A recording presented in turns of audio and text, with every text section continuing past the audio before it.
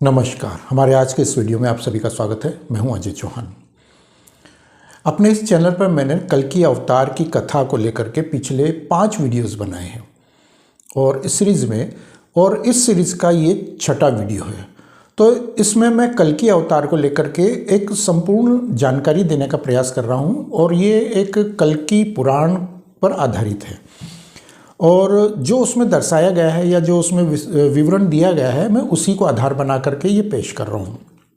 और उसमें जो समय अवधि या काल या जिन घटनाओं का उल्लेख किया जा रहा है वो मैं जस के तस देने का प्रयास कर रहा हूँ। और इसमें कुछ जो वर्तमान की स्थितियाँ हैं जिसमें ये कहा जाता है कि अभी अगर कल्कि का अवतार हो रहा है, जैसे कि माना जा रहा है, तो अभी वर्तमान की जो स्थितियां हमारे सामने हैं उसमें विज्ञान और आधुनिकता और संस्कृति का हास परिहास और बहुत अजीबोगरीब स्थितियां जो व्याप्त है, इनसे वो बिल्कुल अलग कथा चल रही है। तो इसको कहीं ना कहीं हम ये मान सकते हैं कि वर्तमान की जो स्थितियां हैं वो कल्कि पुराण में हमें नहीं मिलती। और जो कल्कि पुराण में बताई गई है वो लगता है कि हम जैसे मान लो कि 1000, 2000, 3000 वर्ष पीछे चल रहे हैं या फिर अगले आने वाले समय का अगर हम देखें तो उसका हमें अभी ज्ञात नहीं है कि भविष्य में क्या होने वाला है। तो उसमें जो कल्कि पुराण में जो कथाएं बताई जा रही है उसको अगर हम आधार बनाते हैं तो उसमें तलवार से लड़ाइयाँ होती है, घोड़े पर चढ़कर लड़ाइयाँ होती है। अब ये मतलब उसमें जो कथाएं बताई जा रही है उसके आधार पर है। तो उसको अगर हम आधार बनाते हैं तो यहाँ पर हमें ऐसा लगता है कि कहीं ना कहीं या तो हमारे सामने जैसे अभी वर्तमान की परिस्थितियाँ हैं संसार में, वो युद्ध की ऐसी स्थितियाँ हैं जहाँ से विज्ञान का विनाश हो सकता है। और विज्ञान का विनाश होने के बाद यदि दोबारा से ये हमारी मानव सभ्यता विकसित होती है तो वो कहीं ना कहीं धीरे धीरे तलवार पर आएगी। भाले, तलवार, तीर, धनुष, कटार वगैरह इस पर आएगी। तो हो सकता है कि वो अगले 10, 20 साल, 50 साल, 100, 200, 400 साल में ये दोबारा से स्थिति हमारी आ जाए। जैसे कि हम रामायण में, महाभारत काल में हमने ये सब चीज़ें देखी है, या 1000, 1200, 1500 वर्ष पहले भी हमने जो देखा है, यानी कि इतिहास में जो हमने पढ़ा, तो वो स्थिति इसमें बताई जा रही है। अब ये कितनी सच है ये तो हम नहीं कह सकते कि क्या होने वाला है, या और जो हो चुका है वो तो हमारे सामने, लेकिन क्या होने वाला है ये हमें ज्ञात नहीं है। तो जो कल्कि पुराण ये कह रहा है हम उसी को आधार बना करके पेश कर रहे हैं। हालांकि हमारे सामने वर्तमान की स्थितियाँ ये भी आ रही है कि जो अगर हम भविष्य पुराण को देखें तो भविष्य पुराण भी इसमें बिल्कुल अलग प्रकार से विवरण दे रहा है यानी कल्कि पुराण से मिलता जुलता विवरण दे रहा है वो। और विज्ञान को अगर हम आधार बनाते हैं तो वर्तमान की जो स्थितियाँ हैं विज्ञान की, वो और वर्तमान का जो समय काल चल रहा है, समय चक्र चल रहा है, ये जैसे AI, आर्टिफिशियल इंटेलिजेंस या इस तरह की, तो ये अजीबोगरीब ऐसी व्यवस्थाएं या स्थितियां पैदा कर रहा है जो कहीं ना कहीं हमें कल्कि अवतार की तरफ ले करके जा रहा है। यानी कि हो सकता है कि साल, 2 साल, 4 साल, 10 साल में हमें इसका कहीं ना कहीं भुगतने को मिल भी जाए, यानी कल्कि अवतार हमारे सामने आ भी जाए।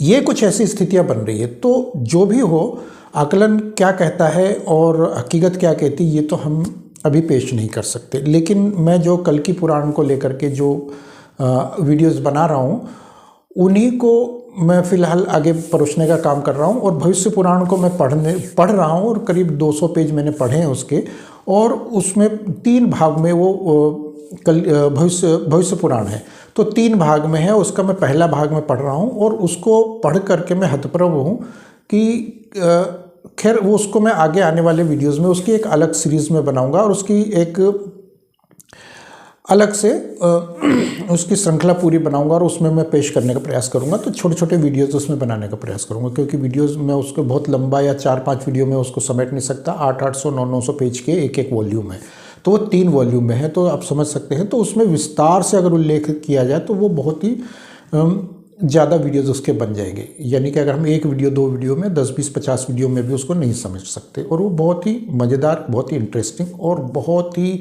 मतलब कि दिल को दहलाने वाली ऐसी हकीकतें हमारे सामने पेश आती है जो आधुनिक विज्ञान भी नहीं जानता, वो चीज़ें उसमें दे रखी है।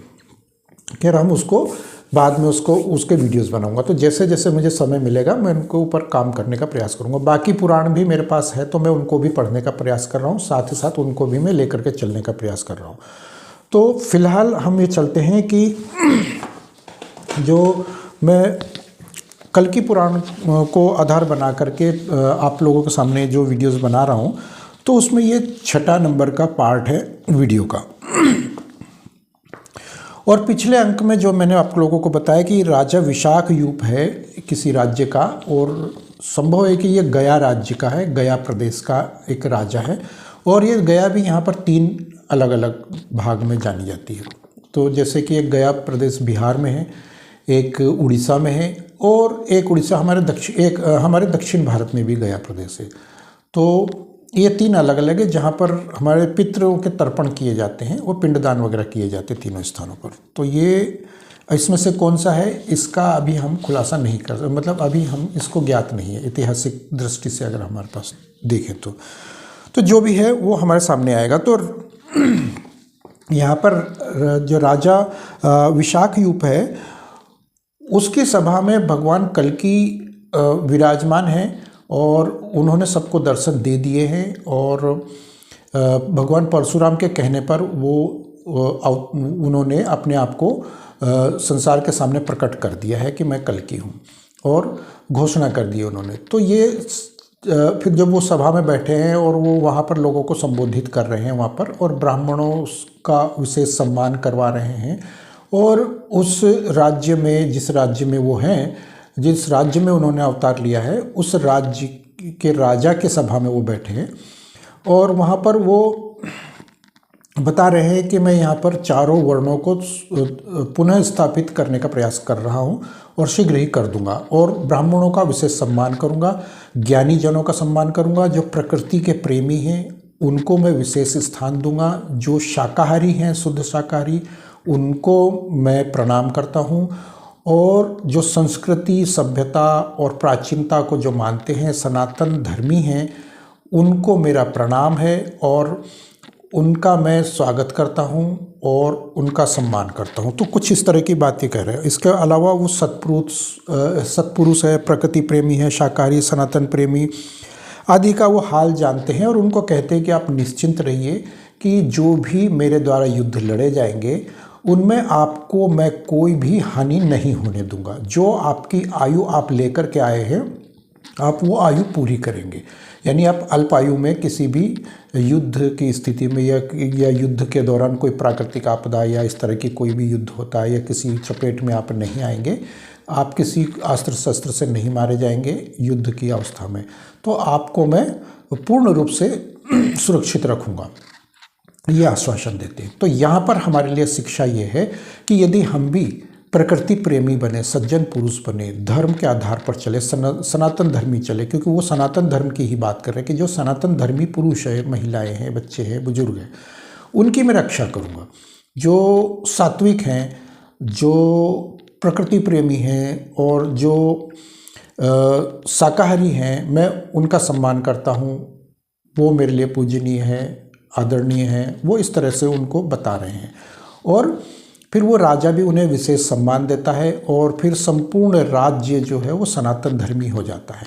लेकिन वहाँ पर कुछ ऐसे हैं जो ईश्वर को नहीं मानते, यानी कि वर्तमान की स्थिति की बात करें तो जैसे हम सेकुलर प्रेमी हैं, सेकुलर है, या कुछ अन्य विधर्मी हैं, अन्य विधर्मी कोई भी हो सकता है, उनमें सनातन से हट करके जो भी है, तो वो उसको आधार नहीं मानते और वो अपने ढर्रे पर ही चलते हैं। तो वो फिर वहाँ पर परेशान हो जाते हैं, क्योंकि यूनिटी जब बन जाती है एक पूरे राज्य में सनातन धर्मी हो जाते हैं, और वो थोड़े से जो वो बच जाते हैं या वो परेशान हो जाते हैं या उनको वो सहन नहीं कर पाते उस सात्विकता को, तो फिर वो वहाँ से पलायन कर जाते हैं और अन्य देशों में, अन्य प्रदेशों में निकल जाते हैं वो वहाँ से। तो फिर वो अन्य प्रदेशों में निकल जाते हैं, तो फिर पूरा राज्य जो है गया प्रदेश या जो भी प्रदेश है वो फिर वहाँ पर सनातन धर्मी हो जाता है, और ईश्वर की वहाँ पर सत्ता कायम हो जाती है, और उस राजा का फिर उन्हें सहयोग मिलता है, और उनकी उस राजा की सेना फिर ईश्वर कल्कि के साथ वो फिर मतलब कि साथ हो जाती है, और फिर वो युद्ध के लिए आगे बढ़ते हैं। तो कुछ इस तरह से चलता है ये और जो मेरा अनुमान है उसके आधार पर ये बता रहा हूँ कि ये संभव है कि ये गया प्रदेश की कहानी है। गया प्रदेश में ये घटनाएं हो रही है। हो सकता है कि कोई अन्य भी हो, कोई जो जानकार इस विषय का अलग से यदि कोई है ज्ञानी जन, तो मैं उसका सम्मान करता हूँ। यदि वो उसके पास यदि कोई ये जानकारी पहुँचती है तो आप मेरा ज्ञान मतलब मुझे भी बता सकते हैं कि ये वास्तविकता क्या है, तो मैं उनका स्वागत करूंगा। तो इस तरह की ये चीज़ें होती है। फिर उन्होंने अपना उद्देश्य बताया, संसार के सामने रखा कि मेरा उद्देश्य क्या है और मैं क्या करने आया हूँ और मेरा कर्म क्या रहेगा और मैं किस प्रकार से कार्य करूँगा। तो कल्कि ने अपने वास्तविक जीवन, अंश, रूप तथा अन्य देवताओं आदि के विषय में उस सभा में संपूर्ण और संक्षिप्त रूप से उल्लेख करने का प्रयास किया। तो ये जो कथा आगे चलती है उसके आधार पर यह है कि जो ब्राह्मण यज्ञ, अध्ययन आदि सत्कर्म करते हैं वे इस लोक में मेरा उद्धार करते हैं। यानी कि मैं आपका उद्धार करूंगा, उससे पहले आप मेरा उद्धार करेंगे। क्योंकि यदि आप यज्ञ, हवन, पूजा पाठ और ध्यान साधना आदि करते हैं तो आप मुझे शक्ति देते हैं। उसी शक्ति के आधार पर मैं अवतरित होता हूं और फिर मैं आप लोगों का उद्धार करता हूं। तो ये भगवान श्री हरि कल्कि का कहना है और उस सभा में ये बता रहे हैं। तो ये इस तरीके से फिर वहाँ पर वार्तालाप चलता है, वो प्रश्नोत्तरी चलती है वहाँ पर। और क्योंकि हमारे सनातन धर्म की एक खासियत है कि यहाँ पर आप डायरेक्ट ईश्वर से भी सवाल जवाब कर सकते हैं, यानी कि कृष्ण से भी, जैसे अर्जुन ने प्रश्नोत्तर किए थे कौरवों की सभा में या फिर वहाँ पर कुरुक्षेत्र में। लेकिन अगर हम अन्य धर्मियों की बात करें, जैसे विधर्मियों की बात करें, तो वहाँ पर उनका चेहरा भी हमें नहीं दिखाया जाता है, यानी कि चेहरे की भी आप आकृति नहीं बना सकते। तो शायद संभव है कि उनका कोई चेहरा ऐसा जो बहुत कुरूप रहा होगा, तो इसलिए वो उस चेहरों को नहीं दिखाना चाहते, या फिर ऐसा कुछ था ही नहीं, सब कुछ AI यानी आर्टिफिशियली रहा होगा, मतलब वो काल्पनिक रहा होगा। तो ये सब चीज़ें, लेकिन हमारा ईश्वर क्योंकि साक्षात है तो हम उसकी आकृति भी देख सकते हैं, हम उसका हम चेहरा भी देख सकते हैं, उसकी संरचना भी देख सकते हैं, उनके विचार भी जान सकते हैं, इवन कि हम उनके आगे अपने प्रश्न भी रख सकते हैं और उनसे उत्तर भी जान सकते हैं। तो ये हमारी धर्म की खासियत होती है। तो इस तरह से ब्राह्मणों के बीच भी वहाँ पर संवाद होता है, ब्राह्मणों के साथ उनका, और ये सब चीज़ें फिर चलती है। और हवन क्या है, गायत्री क्या है, और वो सब चीज़ें वो उनको वहाँ पर बताते हैं। और इसके बाद फिर जब वो राजा विशाख युग, वो सभा समाप्त होती है और वहाँ से चले जाते हैं और भगवान वहाँ पर उपस्थित होते हैं। लेकिन तो वो उनका जो शुक है, जो सारे खबरें यानी कि समाचार वगैरह वो लेकर के आता है, शुक है उनका एक विशेष वाहन, या कह लो कि उनका खबरची कह लो, जो सीधी सी भाषा में अगर हम कहें तो। सायंकाल के समय परम पंडित शिव का दिया शुक सारे दिन विचार कर कल्कि भगवान के पास आया। तो वो शुक है जो भ्रमण करके चारों तरफ, शुक यानी कि वो जो तोता है भगवान शिव ने जो उनको दिया था, वो तोता भ्रमण करके इधर उधर और फिर भगवान के पास आता है और फिर उनको वो कुछ संदेश देता है। तो वो कहता है कि देश से, वो ये कहता है कि कल्कि भगवान शुक को स्तुति करते हुए देख कर मुस्कुराते हुए कहने लगे कि तुम अच्छे आए, तुम किस देश से आए और वहाँ क्या आहार किया। यानी कि वो कल्कि भगवान के पास आता है और वो स्तुति करता है। तो कल्कि भगवान उससे पूछते हैं कि तुम किस देश से आए हो, कहाँ कहाँ भ्रमण करके आए हो और क्या संदेश लाए हो, और कुछ भोजन वगैरह क्या लिया क्या नहीं लिया, वो सब चीज़ें जानते हो। तो वो बताता है कि मैं एक कुतूहल की बात कहता हूँ, उसको सुनिए। मैं समुद्र के मध्य में सिंघल द्वीप में गया था। मतलब वो जो तोता है सुक, वो बताता है भगवान को कि उस द्वीप का वृत्तांत बड़ा ही चमत्कारी था। उस द्वीप के रहने वाले बृहद राजा की एक कन्या है, बृहदत्थ राजा की एक कन्या है, वो शुक बताता है। उसका चरित्र अमृत सी समान श्रवण करने में बड़ा ही मधुर है। वह कन्या कौमुदी नामक राजा रानी के गर्भ से उत्पन्न हुई है। कौमुदी नामक राजरानी के गर्भ से उत्पन्न हुई है। उसके चरित्र का श्रवण करने पर जगत के पाप दूर हो जाते हैं। सिंघल द्वीप में ब्राह्मण, क्षत्रिय आदि चारों वर्ण रहते हैं। सिंघल द्वीप यानी कि वर्तमान का जो श्रीलंका है। अपने पिछले वीडियो में मैंने आपको बताया था कि सिंघल द्वीप और श्रीलंका दोनों में कितना अंतर है। तो ये वो सिंघल द्वीप है जो वर्तमान का हमारा श्रीलंका है। तो इसके बारे में बता रहे हैं वो। तो वहाँ के महल, अट्टालिका और वो वहाँ का जो वैभव है उसके बारे में विस्तार से वो विवरण करता है, वो बताता है, वो सूक यानी कि वो तोता। तो उसमें काफ़ी सारा फिर वो टेक्स्ट दिया हुआ है कि आप उसको चाहें तो पढ़ सकते हैं। तो इसके बाद फिर वो ऐसे स्थान पर वह महाबली पराक्रमी बृहदत्त राजा रहता है और उसकी शोभामयी कन्या चित्र में लिखी हुई, यानी कि जो अभी विवरण दिया उन्होंने कि इस तरीके से वो है। तो लक्ष्मी के समान है, परम धन्य है, यशस्विनी है, पद्मावती नाम वाली है और ऐसा कन्यारत तीनों लोक में मिलना दुर्लभ है। वो पद्मावती नाम से वो कन्या है। यही चीज़ भगवान परशुराम ने उनको कहा था कि पद्मावती नाम से एक कन्या होगी जिसका आपको वरण करना है, यानी कि सिंघल द्वीप में मिलेगी, श्रीलंका वर्तमान का। तो यही कहा था और यही शुक ने भी उनको आकर के संदेश दिया है।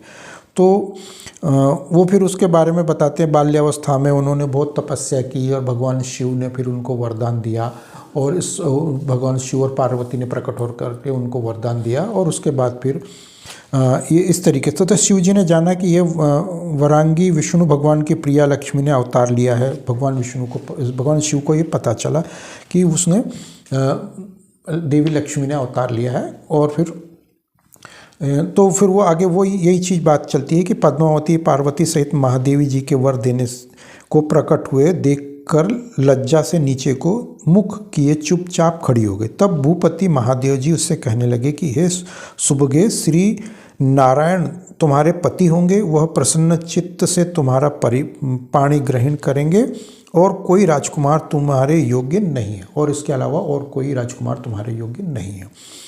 इस लोक में जो पुरुष काम वासना युक्त मन से तुम्हारा दर्शन करेंगे तत्काल उस अवस्था की ही स्त्री हो जाएंगे। देवता, दैत्य, नाग, गंधर्व, चारण आदि तथा और जो पुरुष तुम्हारे साथ सहवास करने की इच्छा करेंगे, यानी कि तुम्हारी प्रति कुदृष्टि डालेंगे या कुछ मन में कुछ गलत वासना लेकर के अगर वो देखेंगे तुम्हें, तो निस्संदेह तत्काल स्त्री रूप हो जाएंगे, तत्काल वो लोग स्त्री रूप में आ जाएंगे। इस तरीके से बता रहे। परंतु तुम्हारा पाणी ग्रहण करना चाहने वाले श्री नारायण को यह शाप नहीं लगेगा, किंतु नारायण यदि तुम्हें देखेंगे तो उनको ये शाप नहीं लगेगा, ये बता रहे उनको। अतः तुम तप तपस्या को त्याग कर घर को जाओ, यानी कि अब तुम तपस्या को त्याग कर अपने घर को जाओ। सकल सुख भोगों के योग्य इस कोमल शरीर को केंद्रित मत करो। अब यहाँ पर तुम केंद्रित मत रहो, तुम अब अपने घर जाओ और विष्णु प्रिय हे कमले, इस शरीर को निर्मल करो। मृत्युंजय महादेव जी इस प्रकार वरदान देकर वहाँ से अंतर्ध्यान हो गए। तो वो उसको